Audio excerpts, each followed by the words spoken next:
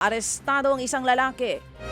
Isang lalaking 11 beses daw na ginahasa ang kanyang 15 taong gulang na apo. Diyan po yan sa Marikina.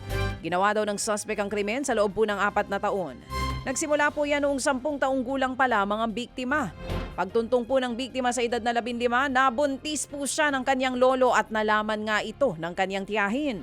Mismo ang lola ng biktima ang nagsampa po ng kasong statutory rape, sexual assault at 5 counts po ng acts of lasciviousness laban sa kanyang mister. Sumasailalim naman sa counseling ang dalagita at naipanganak na rin po ang kanyang sanggol. Arestado naman pong isang driver na tumakas daw matapos pong magpagasolina dyan sa Quezon City. Sa kuha po ng CCTV, makikita po ang driver na kausap ang isang gasoline boy. Sinubukan po ng attendant na i-scan ang cellphone para po sa kanyang bayad. Nang hindi gumana yan, nagsabi raw ito na magpapa-cash out lamang pero hindi na po bumalik. Hinabol ng mga pulis ang sasakyan sa Commonwealth Avenue at naabutan po sa isang subdivision sa Fairview.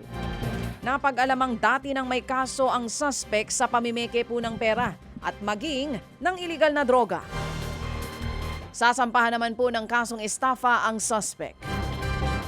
Nababahala naman po ang Metro Manila Development Authority o MMDA sa mga nananadya daw na barahan ang mga kanal para bumaha ito.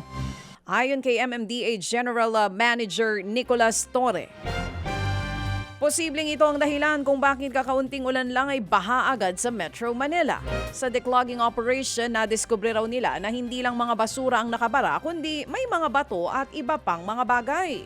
Ang tingin po nila, pinagkakakitaan ng mga nananabotahe ang pagbara dito.